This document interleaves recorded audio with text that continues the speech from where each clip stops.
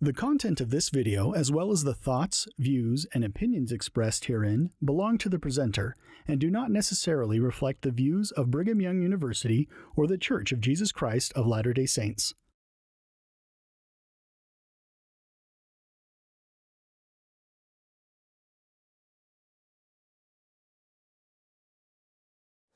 Well, now these themes I was mentoring, these recurrent themes in the Book of Mormon, you notice each one of them would be a good subject for the final examination. We only give one test here. We just have to write a paper at the end, and that's worked out best. I've tried every other combination. My daughter's just telling me this Friday she takes her final examination for PhD at Harvard, and she says it's funny. She can get a book absolutely down cold. She can recite it word for word. She has a marvelous memory. Long enough for the examination, but after that's over, it's forgotten. Well, you all know that experience. But I notice when you write these papers, and they get better and better. The last 2 semesters, I've had marvelous papers. You wouldn't believe, awfully good. You'd never believe what would come out of this class. And when you have a paper like that, then you want to live with it. People come and ask for it again, and they take it seriously. You've actually learned something. Now, good subjects, what's a good subject for this final? Well, all of these things we would mention would be a good one. For example, first of all, the idea of destruction, the geological and the historical cycles, and it's the theme in the Book of Mormon. It rings all through the Book of Mormon. You think there was not room for anything else until you start reading it, and then you find there's room for everything, all sorts of other themes. But here, it is the theme, Venat summa dies et una lectabile tempus, fuimus troies.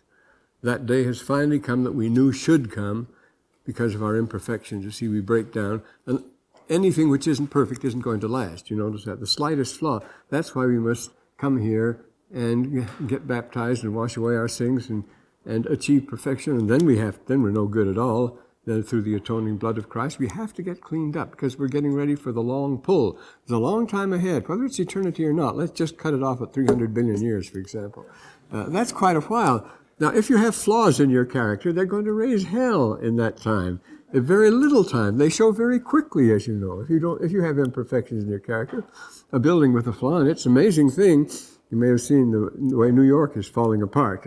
I think it was in the last 60 minutes. Bridges and sewers and the underground, all the things, all are collapsing. Take $50 billion to restore them. Because of little flaws in them. They thought they would last for a long time. They're all solid concrete, steel, and so forth. But the whole thing is just collapsing. Because this is mortality. Things have flaws in this earth, and one little flaw, one little leak, and you're on your way to destruction. So we have to think in terms of perfection, which is a long way off. And so we're faced with this constant destruction. We're constantly being oxidized. We're all being burned up in a slow furnace, 24 hours a day. So when the announcement comes, Aeneas says, the final day has come that we knew must come. You've all read The Idols of the King. That's the theme there, isn't it? These idealists, they're going to have an order. The order of the Round Table is going to last for thousands of years. Well, it only lasts for less than one generation because of the flaws of character of the people, no matter how small they are. And so you have to be ready and resigned to it. As Achilles says when he's about to knock off somebody, the youngest son of Troy, of Priam, as a matter of fact, Alaphilos thanakaisu, tie olafuriai hutos, katanakai patroclus operseo polonameon. All right, my boy, there's nothing, everybody has to die sometime. He says, you might as well enjoy it. And so he says, why are you raising such a rumpus? Patroclus died, who is a much better man than you. So remember that. And the same thing, fortes anti-Agamemnon. Fortes erantanka. There were great men, there were brave men before Agamemnon. Perhaps the men of an earlier time were better than we are. Well, that we talked about the constant decline because things run downhill. That's entropy and so. So destruction's a great theme, and the Book of Mormon, it hits it all the time. How can we get around it? How can we avoid being depressed by it? Then there's the problem of survival. Now, survival's a dirty word. That means I'm going to be here after everybody else is gone.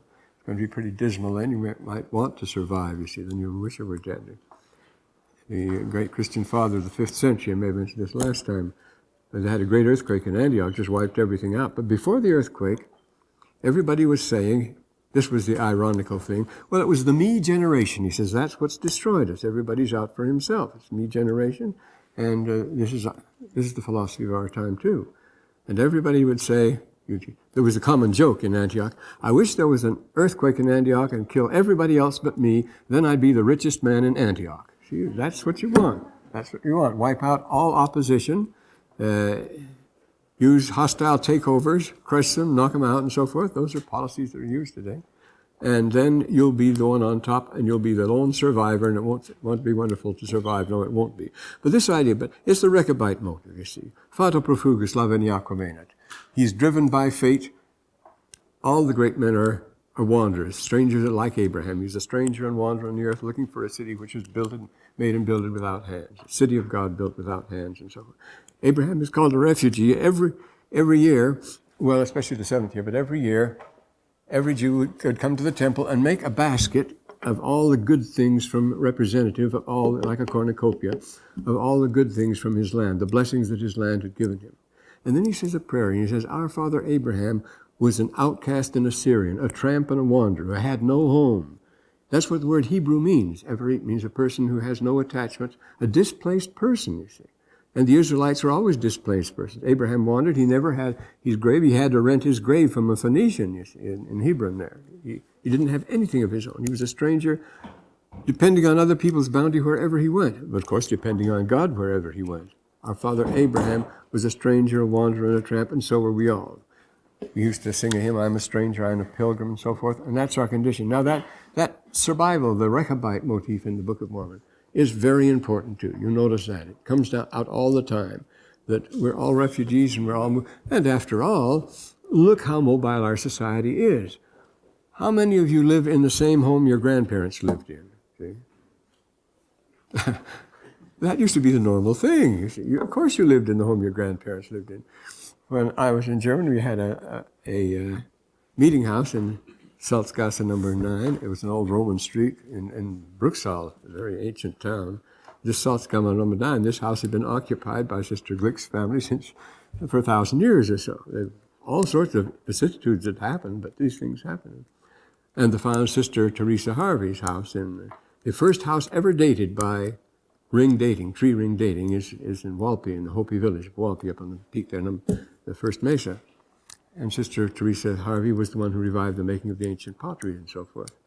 This house was dated to the 11th century, about 800 years, and they've been occupying that house for all that time. They've been up there all that time, been solid, very enduring, very lasting civilization. This is what civilization is. Extremely stable, and ours is extremely unstable. All you have to do is look at the fluctuations of the Dow Jones. Nobody knows what makes it go up or down. If you do, you're guaranteed to be rich. You could become fabulously rich if you could be sure. That's why insider trading is such a crime, because you tip somebody off and then he can be sure about what's going to happen in a certain thing. But we can never be sure. That's why I say why the stock market moves. And as long as it moves up and down and up and down, it's been doing some great things in both directions. It's a very insecure society. We're on shaky pins. We don't know where we're going. We're moving a product that may go over big now will be no good a little later on. We talked about the things that passed away, the sailing boats that used to sail the sea in my day, and so forth. Imagine that. So this idea of survival, the Rechabite motif, and the Book of Mormon deals with it all the time, because they're always running away and they're always surviving. This is the land of promise, another theme. The Lord says, if you want to be saved, you have to get out. Lehi has a dream, he must get out. Nephi has a dream, he must get out. Mosiah has a dream, he must get out. You must get out of here. It isn't safe where you are. You have to keep moving. This business of surviving. It has to be more than survival. Nice subject for a paper, though. This idea about the record, how the books hold it together. There's another theme we mentioned, you see. The book is a mnemonic device. There's a great deal said about memory and the importance of memory. The purpose of a book, of writing, of course, is, as the Book of Mormon tells us, is to keep in the people's memory, to keep in memory the things that the Lord wants them to know. That's why it's given to them. He says if we had to write these things from memory, our record would not be reliable. So we hand these, no matter how good your memory is, you have to write down things, and the writing of the record, but the record holds everything together. Your identity is your memory. We see if you lose your memory, you lose your identity. I did for a while back in 1964. Had sort of minor stroke or something like that, forgot absolutely everything, lost identity and everything else. The remarkable thing is the way it came back, improved as a matter of fact. This is a strange thing. They tell us that in their writing on the brain, what's his name? Sir John Eccles. There are two miracles of the brain, and one is that you concentrate on one thing. You can't think on more than two things at a time. Just one thing you can't think on two. But you concentrate, and yet this background, you can think of everything at the same time. The other is that you, and this is Popper and Eccles that wrote this book. They cooperated on it. Popper is a positivist, an absolute science, wants no nonsense at all, but they agreed that the most miraculous thing in the world is that you wake up in the morning. They say that's just as miraculous as the resurrection would be. That you can blank out at night, that you can change your brain, just let your brain go, and come back complete, and your whole person is there the next morning after you've slipped away. It's quite a miracle. So it says, don't be too astounded with the resurrection. Just when it happens, you say, so what? Exactly. You don't believe a thing can happen until it does happen, and it looks like the most normal thing in the world. Acoustic inventor, famous German joke. So write about the record and about memory. If we forget, this is why we need the record and so forth. We say, no, we're looking toward the future. We're not time bound. We're not bound in the past and so forth. But the past is all we have to show for our existence. That's all you have. If you forget the past, where do you stand? You're a person without identity. You're beginning life, and we had an extremely stupid but beautiful girl in the class, and Charlie Wilson used to say, back at Scripps College in Claremont, California, a very expensive girls' school where I used to teach. And anyway, this girl, beautiful girl, and Charlie used to say, isn't she marvelous? She's born new every morning. Complete blank every day. She's born new every morning.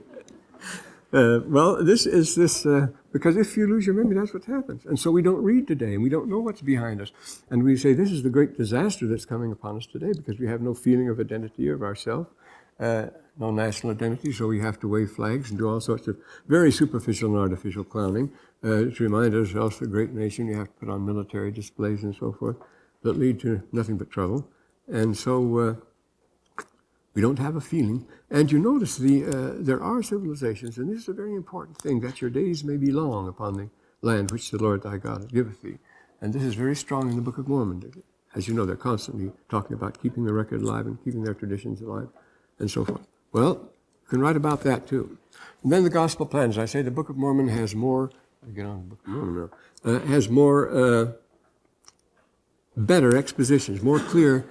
It's the only statements. These sermons you find in the Book of Mormon, you have half a dozen of them, and they're great. And some of them are the only ones, like Alma talked to his son, Coriantumr. He is the only person who tells us what happens after this, you see. Is there something? Yes, he says, I know, I went there.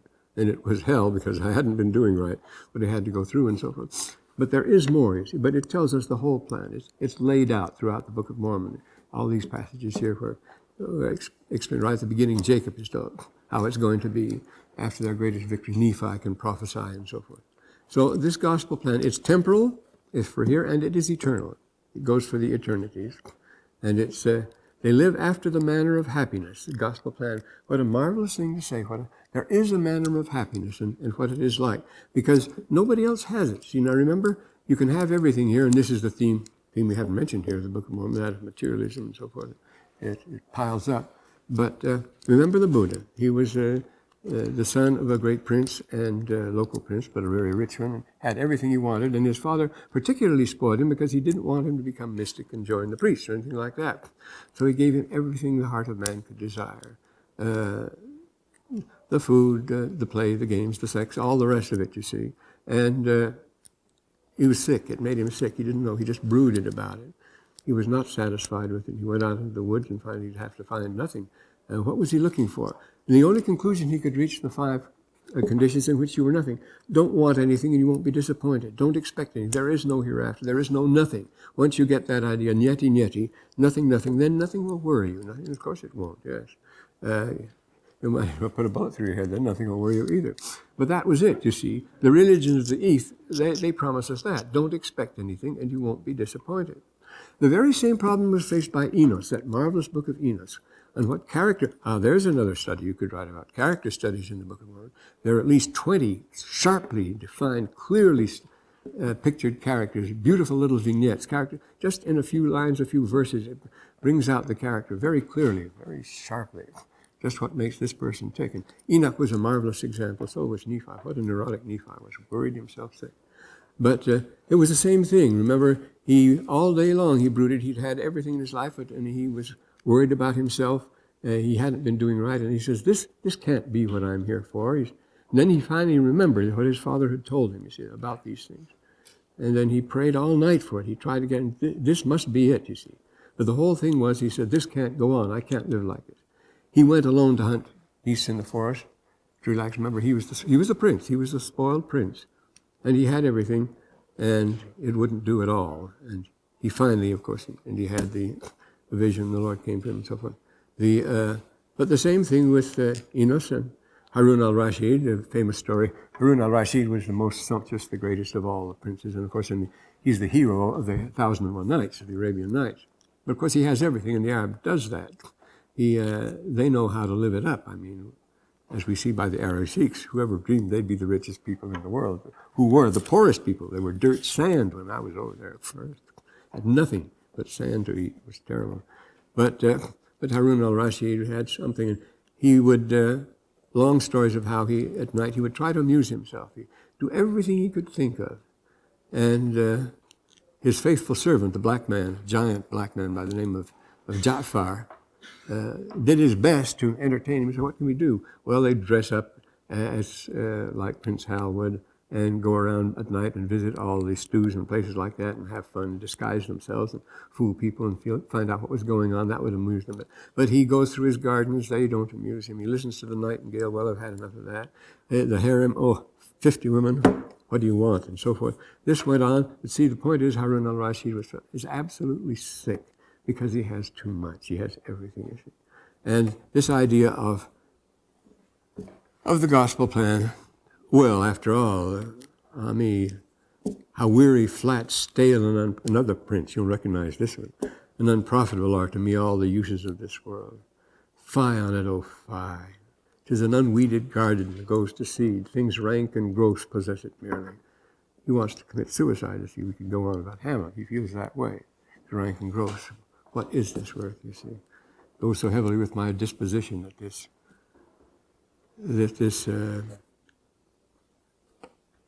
look here, he says, is to me nothing but a sterile promontory. He goes on and on about it. Well, we won't give you that speech now. But that's the same thing with him, you see. You have everything. That's not going to be it, of course. Of course, this brings in the subject of materialism and the fatal gong that strikes in the Book of Mormon when it says, they set their hearts on riches. Oh, look out when it says that. Of course, and does this apply to us? And then there's the ethnic mix. Here's another one you could write about. The Book of Mormon is a crazy quilt of ethnic mixture. And we have always been so simplistic about it, you know. Everything you found was either, when I was a little kid, everything you found was either Nephite or Lamanite. Well, of course, that's not so at all. According to the Book of Mormon, it's not. It talks of vacant lands, of people that had been there, of vast areas deforested by the former inhabitants of the land. And they weren't Jaredites either. This was down in the Southlands and so forth. And they used to teach in the church, actually, that the Rocky Mountains here were formed because, after all, the Book of Mormon says there was a great storm and some of the earth was cast up. Gives them perfect example, of course they were volcanic, perfect example of a number 8 on the Richter scale, a humdinger of an earthquake. In all details, gives a beautiful analysis how to get to that. But that doesn't mean the Rocky Mountains were formed in that. We used to leap to those conclusions. If it isn't, we used to, like Hillary said in the Bible, anything that isn't mentioned in the Bible, you can safely say never happened, because the Bible is the perfect book, of course. If it's not mentioned in the Bible, it didn't happen. Well, fundamentalist Christianity isn't too far away from that either. They preach the same nonsense as that. And so don't get this ethnic mix business that it's so simple. Remember, how do you start out? Oh, I would have brought a book from 1830. I have a book at the same time, a beautiful exposition, an American writing showing that the Indians all came over the Bering Strait. And notice that simplistic theory is still accepted now. There's a series running on Channel 7 right now on the Chaco and the Maya and so forth. And especially the newly discovered sensation of the Windover Indians who were in Florida 5,000 BC, 7,500 years ago. Well, does that clash with the Book of Mormon? No, it doesn't. Get to that. You look at the Book of Mormon ethnology, and you'll find out about that. But the Well, it starts out, you notice. Lehi is of what tribe? Lehi is of Manasseh. Well, who was Manasseh's mother? Ephraim and Manasseh, we're descended from Ephraim. Ephraim and Manasseh were the sons of Asenath, Joseph and Asenath. Joseph married Asenath, and she was the daughter of the high priest of Heliopolis, pure-blood Egyptian. She had to be. So our ancestor of Ephraim, is Egyptian, is Egyptus. Don't worry about that. Is Asenath. But that gets a terrific mixture because the Egyptians are already, you see, a mixture of at least 7 different lines. Asenath was at least 7, and when you get into Judah, but remember, they were half Manasseh. They were on the other side of the Jordan. They were desert Arabs. They all had Arab names and so forth, as you find in the Book of Mormon. And he marries up with Ishmael. Now, a Jew isn't going to be called Ishmael, because Ishmael was the enemy, remember, of Jacob. And that he is the hero of the Arabs. He was anciently true. Ishmael was the father of the Arabs, and he and his daughters marry. He has his daughters marry up with the sons of Lehi. You can be darn sure they're Ishmaelites because Lehi himself, you see, is a desert man. He's a merchant, travels in the desert, and this would be his cousin. He would be an Ishmaelite usually. And then they take Zoram. Now the name Zoram, he was the servant of Laban, as you know. But a Jew can't be a servant, a slave. He was a slave. It calls him a slave to another. He can't be a slave to another Jew. Zoram, as his name shows, he was obviously of some other tribe. He could very well have been one of the Canaanite tribes, Canaanite, or Phoenician, or anything else. They all have these. Right from the beginning, you get this terrific mixture in the family of Lehi, and then they start mixing up. And then throughout the Book of Mormon, you'll find all sorts of mixing going on, strange things. That's a good subject, that ethnic mix. Then this theme of the Promised Land. In the Dead Sea Scrolls, every blessing, bracha, goes with the cursing, alalak, because that's the penalty. In a contract, you have to have a penalty clause. If you don't keep the contract, you say, well, that's fine. If I keep the contract, I get rich and so forth. If I don't keep it, no loss, nothing lost. Well, when you invest in a thing like that, you have to be kept to something. And the promised land is never mentioned without the curse that's on there. There is a promise on the land, and the curse is often mentioned, not often, but sometimes mentioned first. The curse is mentioned first. There's a curse on this land if you do not live up to it. Then it shall be, when you're ripe in iniquity, only then, you see, when it's ripe in iniquity, when you're ripe, when the fruit is ripe, there's no reason for letting it go on rotting. You see, then is the time you have to pick it. Or when the cup is full, when your cup of iniquity is full, then you can add no more to it. You can't dilute it. You cannot take the poison out of it. When the cup is full, then the time. But when that time comes, it says, then the inhabitants shall be swept from the land. You shall become extinct, is the word that's used. This doesn't happen in other nations. This is a special curse on the Promised Land. I say the Greeks and the Arabs and the Egyptians are still there, and the Hindus, the Chinese, they were ancient nations when Lehi left Jerusalem. They're still there, still speak their language, still have their culture. But what about the cultures that were on America? Nobody can even guess about. No one has the wildest guess about what was going on in the time of Christ, 2000 BC in this country. You can't even begin to guess that. So, I mean, it's perfectly wild. They know all you have to do is see all the American archaeologies, because we have no written records. They have nothing like that. They haven't found the big stuff yet. I'm sure they'll find it and so forth. So it's different in this country. They have disappeared. The ruins are there, magnificent ruins, and some of the people, like the mine, are still there and still speak. But they lost all connection with the past. It's all gone, you see. They're nations from the dust. And you notice how often the Book of Mormon uses that dust, from the dust. They're whispering from the dust, these voices, the nations that have passed. It's very sad, see, when it starts out. These nations, this is a voice that comes to you. And nothing sadder than the ending, nothing sadder than the beginning. When you get this record, you shall know. And then, so we have the Promised Land and the migration times. The people are always migrating, but they're always doing that anyway. But here we always migrate. We always keep going. As I say, you're not living in your grandparents' houses. We not only move individually in families, but we also move by mass. There are mass movements toward the Southwest since World War II, and a great movement toward the Sun Belt. And it changes culture, it changes habits and everything else. We're always changing. But you reach a certain point of corruption. And now the means are at hand, you see, by which the whole earth can be swept clean. It can be swept from the face of the earth. That's the promise. And of course, anciently there were. You don't have to have modern technology to do that. You can do that quite efficiently because fire will have the same effect once you set it. And the Assyrians were very good at that. The Romans were very good at that, of making empty lands, of producing wildernesses. Incidentally, that's another theme. Oh, I left it out of this list here. The wilderness theme, the beauties of living, the importance of living in the... Now, you notice at least half of the Book of Mormon takes place in the wilderness. It's always the good people that are in the wilderness. And when they go to the city, into the woods my master went, clean forspent, and so forth. You go into the woods to clean yourself up. You have to go back to nature to make yourself clear. And they do that, you know. Nephi would always go out by himself to pray. And Joseph Smith, where was the revelation given? In the grove. Of course, he went to the grove. And he starts out, his story was discovered in 1969, the oldest version of the first vision, and how he got onto it. He says he lived in the most beautiful area, that upstate New York. It's gorgeous. You still go there. But then it was a wilderness. It was marvelous. He said, when he looked about it, saw what a beautiful world it is, the sun and the moon, and all nature in its glory, and so forth, and man walking forth upon the face of the earth with all his potential and glory. And then he said, when I looked upon this, when he was just a kid, 14 years old, he said, when I looked upon the wickedness and the dissensions and the vileness and the deceptions and the meanness and the cruelty of men, he says, there's something definitely wrong.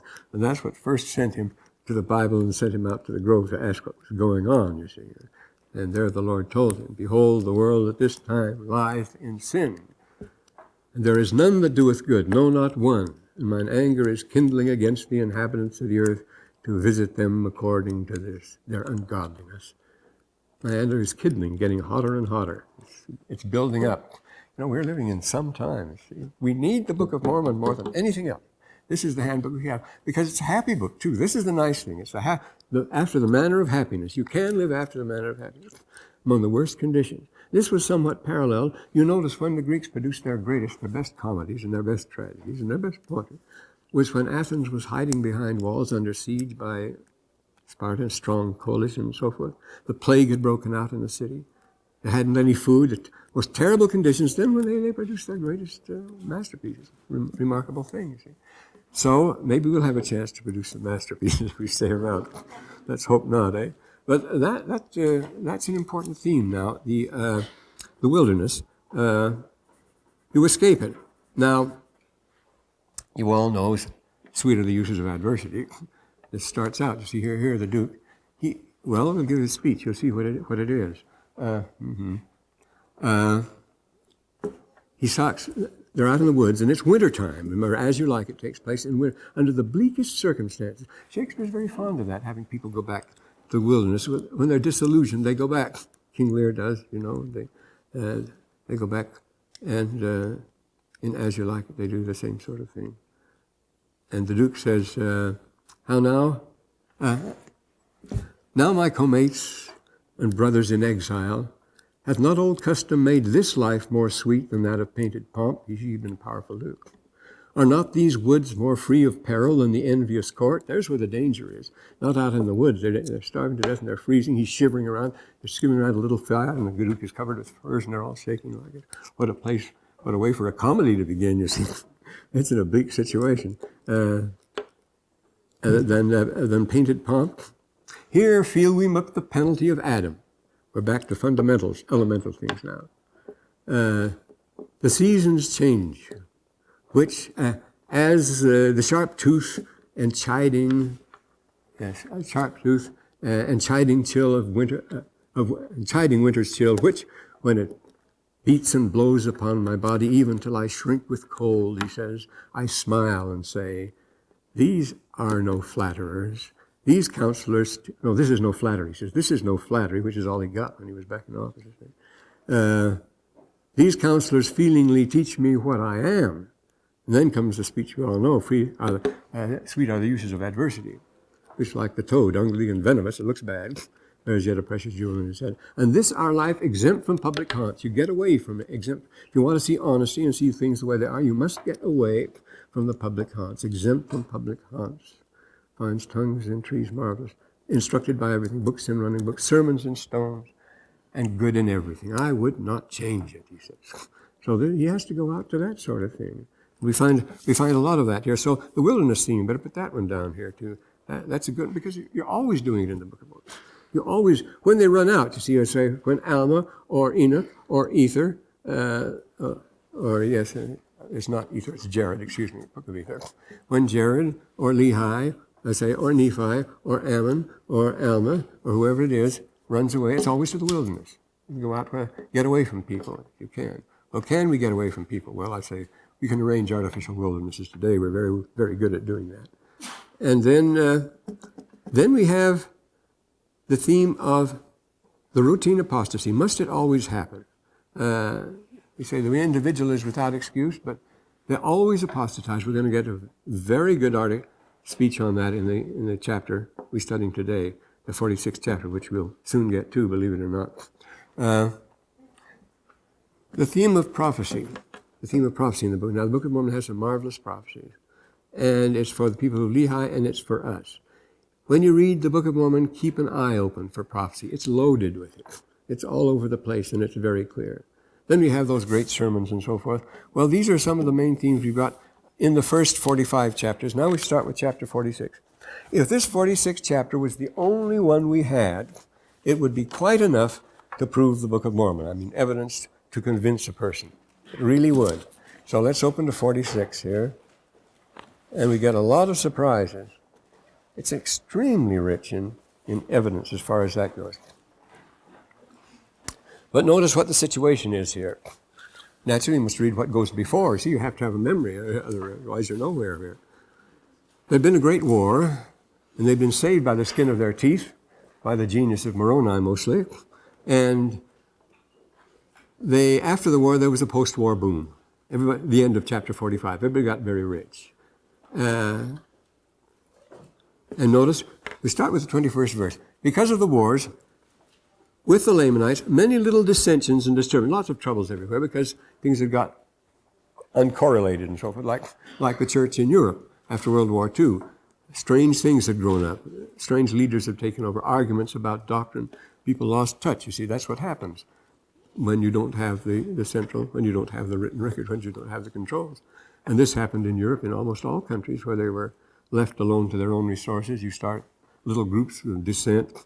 There'd be arguments in the branch, power struggles and little things like that. This is what happened during this long war, a 14 years war, mind you. Many dissensions and disturbances.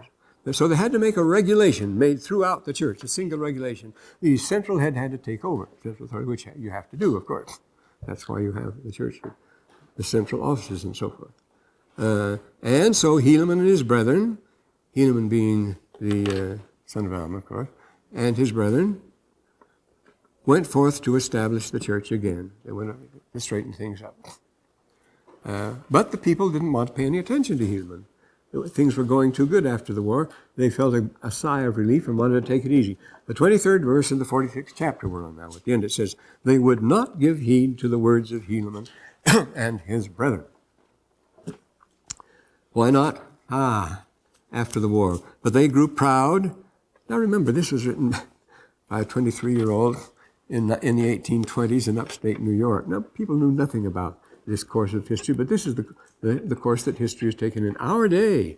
This is what you might expect to happen after a great war, but who'd have all this all figured out and so forth? This is what happened, and it sounds very familiar, doesn't it, where it says, they grew proud, being lifted up in their hearts because of their exceeding great riches, great prosperity. It's an interesting phenomenon, the great wars of extermination that took place in Central Asia, Genghis Khan, Kublai Khan, and so forth, they would just wipe out whole nations. The funny thing is, after those great exterminations, or after the plague in Europe, there always comes a boom period. Apparently it relieves population pressure or something, but because great prosperity always follows, there's always a big market for things, there is always lots of raw material around, and labor is expensive because the workers are few. See, after the Great Plague in the middle of the 14th century, 1340, 48, only lasted a few years, 3 or 4 years. In England, it lingered on here and there. But so many of the people were killed off that the farm workers could now ask for a raise in pay because there were fewer of them. So immediately, they cracked down, the crown cracked down, Edward I cracked down with the most severe, Henry III, wasn't it? The most severe laws prohibiting any wage raise. It must be, you have to take the wage you get. And that led to the Peasants' Revolt. Shortly after that, led by Jack Cade and so forth. Well, that's the time of Richard II. And Richard II took the side of the peasants, but the landowners were too tough for him.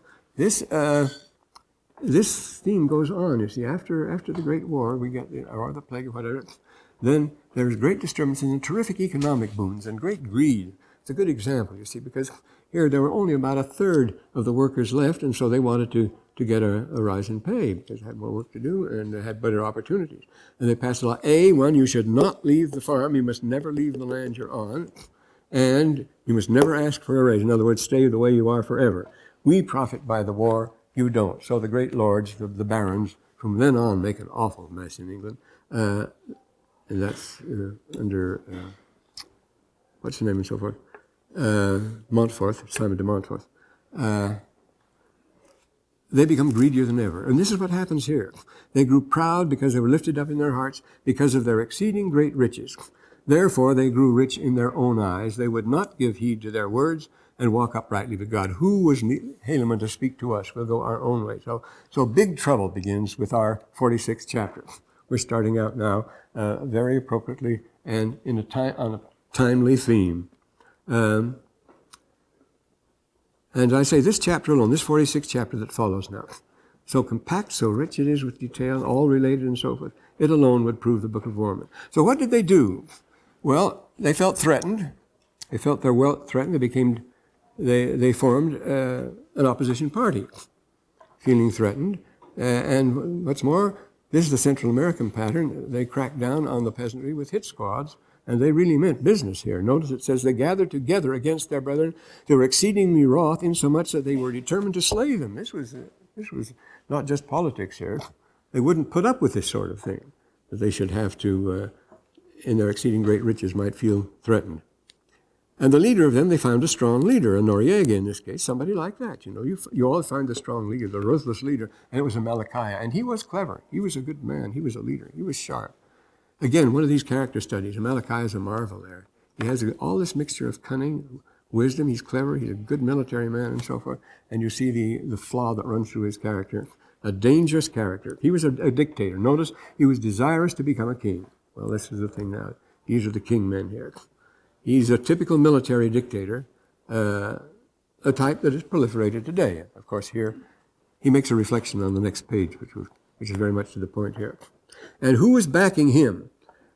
And those people who were wroth were also desirous that he should be their king. So they line up back of Amalickiah. And Amalickiah is very good at organizing them. He organized together various conflicting groups and so forth. He brings them together in a common cause here. And they were the greater part of them. Notice, ambitious lower officials, lower judges of the land, and they were seeking for power, upwardly mobile class, seeking for power and ambitious, and this was the man to give it to them. And they had been led by the flatteries of Amalickiah. He promised them they'd come to power, you see. Notice, he would make them rulers. This is the pattern. I mean, this is the classic pattern, not only Central America, European, modern, and so forth. And Brother Joseph has it all down, as I say, when he's still an adolescent. The flatteries of Amalickiah, that they would support him and establish him to be their king, then he would make them rulers. Well, that's what you do, you see. You make people ambassadors and department heads and cabinet members if they support you, to put you on the throne. And this is the pattern we follow in this country. And so they were led away by Amalickiah to dissensions, notwithstanding the preaching of him didn't do any good. This is, what if we were to take this first 6 verses? This would be a good subject for a final. Take these first 6 verses and put it in the form of, a McNeil-Lehrer report or Face the Nation or something like that. You have a council. They're discussing the situation, you see. This is the situation at that time. Well, what do you think is happening in the country now? Here we've just come through the war, and we finally made it by the skin of our teeth. Now we've had the post-war boom. What is all the trouble happening in the country? Who do you think is responsible? What do you think Amalickiah's chances are? Well, he's getting a lot of people now, but he can't hold on. Oh, can't he though? And so forth. You could have an argument going on, typically in the way that we argue today around the table with things like these programs, morning, noon, and night, that go on and discuss some of them, I say, like Neil McLaren on a pretty high level. And you would discuss this thing, not what are Amalickiah's chances, what do you think's behind him? How can he count on wealth? Well, what can Helaman do? He's the head of the church. Alma's the chief judge and so forth. But Helaman is the head now. What are Helaman's chances? Well, they're pretty good, but what about the lower judges? You'll have one of them on the panel, you see. And he defends Malachi, and so he's important. He wants to get the country moving ahead. He doesn't want it dragged down by this equalitarianism, and, well, you go on. But you can see all sorts of arguments are possible. Now here is Goering's promise and Hitler's promise. He would make them rulers over the people. Goering used to fire up the Hitler-Jugend and get them all fired up by saying, we are going to rule the world, and you can all be governors and rulers somewhere, and you can hunt tigers in India and all that sort of thing. He promised them this is the sort of thing. We promise to make you rulers. We'll be the master race. The English had been doing it before, and the Germans were just jealous. But I don't think they could ever be as nasty and efficient as the English were, even after they got going. Because once you win, you settle down and become more humane. But the British, you should see them in action. They don't fool. You wouldn't keep a member with a thin line like that. You wouldn't hold an empire for 100 years if you didn't crack down relentlessly, ruthlessly. Seen them do it time and again. Thus they were led away to thinking that there would be something. Notwithstanding the preaching of Helaman, see, don't you think Helaman's preaching will bring him around? No, that'll never bring him around. And his brethren, notwithstanding their exceeding great care over the church, for they were high priests over the church. There were many in the church. You say, but the church at least will hold out. Oh, no. The church is yielding. The church is collapsing before this boom, post-war boom here that has everybody raked in. There were many in the church who believed in the flattering words of Malachi. You notice they found the political and economic arguments more interesting and more persuasive than the religious arguments. Religion is all right in its place and so forth, but unless you believe in the gospel all the way, that it is real and that that is the law by which we are to live on the earth, that nothing else will do it, absolutely not. I would recommend reading the teachings of Joseph Smith, Brother Joseph Fielding's edition of that. But notice it was the political and economic arguments that get to them, and that gets to people too. And then you want to take sides. That's easy to argue out. Everybody's an economist, you see. Everybody knows the politics at this, such and so forth. But we're pushovers for this sort of thing, and Malachi knew it. Great psychologists too. Therefore, they dissented. The church people started dissenting too, even from the church. And thus were the affairs of the people of Nephi exceedingly precarious. It had this sudden reverse after the war, when everything seemed to be going so well and so forth. And of course, this was utterly exasperating. They thought they had it made. Now we can settle down, and the war is won, the world is safe for democracy and so forth. And it never turns out that way. Notwithstanding their great victory which they had over the Lamanites, and their rejoicing, their great rejoicing, which they had because of deliverance from the hand of God, right in the middle of the celebration, the whole thing collapsed. It goes sour. Imagine how they would feel about that. Well, this happens again. Remember, it was just within 10 years, 1929, 1918, within 10 years of the armistice came the Great Depression. The whole country just collapsed. They just fell like the leaves of Ambrosia jumping from the windows in Wall Street. And I well remember that too. And here is Alma's reflection on it. It's a marvelous one. We get it philosophical here. Joseph Smith talks about the brethren this way. If you have a Bible, I think the first chapter of Ecclesiastes, get it here, it's marvelous. He's reflecting, what does all this mean? Speaking about our round table discussion and so forth, it says here, thus we see how quick the children of men do forget the Lord their God. This is the way we're made. How quick they to do iniquity, to be led away by the evil. And today we also see the great wickedness of how great wickedness one very wicked man can cause to take place among the children of men. Well, of course, we think of Hitler and Stalin there. There were one-man shows, you see. And the infinite wickedness and mischief they were able to do, they weren't the only men. Because the most skillful of all stay in the background. You never hear of them. We could a tale unfold about things like that. But the fact is that one very wicked person can do an awful lot of damage, as Satan does. So we can see how it happens. But we see the world. Oh, did you put the Bible up here? Oh, I thought you were looking it up. Well, good. You can just, all of Ecclesiastes, anything you want, but the first, it shows you what the situation is. What can you do after all is what it says. Let me have your Bible, will you? But my Hebrew Bible is such a massive thing. It bears me down. Oh, this is it. He says, hi-ho. Vanity of vanities. We all know this one. Shu Hashui. Vanity of vanities, saith the preacher. Vanity of vanities. It's all vanity. There's nothing to it.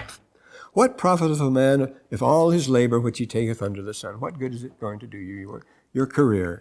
You see, we're careerists today. It means you reach the top of the ladder and then you go nowhere. You have nowhere to go. There's some very sad things about this. You know, one day, everybody's kowtowing and you're no longer chairman of the board. You come to the office the next day and they say, who are you? You find your desk has been cleared out and so forth. Studs Terkel has written a very interesting book about these men. He interviewed top executives who suddenly reached the top and then were released, and the next day went to their office and were thrown out. They weren't even recognized. These men, everybody was licking the boots the day before. This is the way we do things. So all this labor under the sun. One generation passeth away, and another generation cometh, but the earth abideth forever. The show goes on, same as ever. The sun also ariseth, and the sun goeth down, and hasteneth to its place where he arose. The great ode of Catullus on that. Sole secidum. Occidere et redient. Yes, soles occidere et redire possunt. The sun rises, and the sun sets, and the sun rises again. Nobis semel cum brevilix lux cum cedit brevis. No, nobis cum semel cedit brevis lux. But once our little brief light goes out, una est nox perpetua dormienda. Nothing remains for us but one long night of nothing. The sun goes up and the sun comes down. But for us, how negative. See, now that's the philosophy of the Romans. The Romans were a materialistic civilization. They lived for that. That's all they had to look forward to. So what a world we're in. I say, nothing gives you comfort like the Book of Mormon. You won't find this cynicism in the Book of Mormon, but you will find this. We're to blame for the whole thing. This is because of the foolishness of men. How quick children of men to do. I mean, they don't have to act that way. And how quick to do iniquity, how quick to forget. The great wickedness, one very wicked man, we're prone to wickedness, we're very vulnerable to all sorts of foolishness, and we go. And so he goes on. And the wind goeth south and turneth unto the north, and whirleth about continually, and the wind turneth again according to its circuits. The rivers all run to the sea, yet the sea is not full. And he goes on. All things are full of labor. Man cannot utter it. The eye is not satisfied with seeing, nor the ear filled with hearing. We all sit before the idiot box, you see, and it just goes on and on. We never get anywhere at all. The eye is not satisfied with seeing, nor the ear filled with hearing. The thing that hath been, it is that which shall be, and that which is done is that which shall be done again. See, this sad Book of Mormon story, isn't it sad that it's all going to be repeated over and over again? This happens then, it's happening now. Must we go through with this? Well, it is. Is there anything whereof it may be said, see, this is new? It hath already been told of old time, which has been before us. So we do have recurrent events, and we do go round and round the cycle here. There is no remembrance of former things, and they all forgotten. They're swallowed up. How quickly we do forget, so that we can live our own generation. But neither shall there be any remembrance of things that are to come after we have been here. So, and the preacher was the king over Israel. It was King Solomon. He says, and we always talk about Buddha. You see, we talk about Enos. And it says here, I gave my heart to seek and search out by wisdom concerning the things which are done under heaven. This sore travail hath God given to the sons of man to exercise it in. It's a rough road here. It's supposed to be. Does he understand? Again, the Book of Mormon has the excellence. Of course, it goes into the subject. Again, you're right on that. See, this time of probation, this time of testing. It's supposed to be that way. And yet it can be a happy time too. I have seen all the works that are done under the sun, and behold, all is vanity and vexation of spirit. Solomon's fed up with his 400 wives and his most beautiful of palaces and magnificent temple and so forth. But he's like the rest of them. You're not going to get it here, he says. That which is crooked cannot be made straight. That which is wanting cannot be numbered if it isn't there. I communed with my own heart, saying, Lo, I am come to great estate. I have gotten more wisdom than all they who have been before me in Jerusalem. Yea, my heart hath great experience and wisdom and knowledge. And of course, that was his foolish. He thought he was so wise that the Shunammite, this clever woman, made a monkey out of him. The Queen of Sheba, of course, in the story of Bilqis and King Solomon, the great epics in Arabic, the Queen of Sheba. She ties him into knots with her clever riddles and so forth. She's so much smarter than Solomon. He's ashamed of himself. He really lows him down. And that's the same thing with the Shunammite in the Hebrew tradition. I gave my heart to know wisdom and to know madness and folly. I perceived that this is also vexation of spirit. You want to find that out? So, for in much wisdom is much grief, and he that increaseth knowledge increaseth sorrow. So Let's enjoy the great ignorance we're reveling in at the present. Thank you very much. Very much. I see the time is up. And on this happy note, we will continue.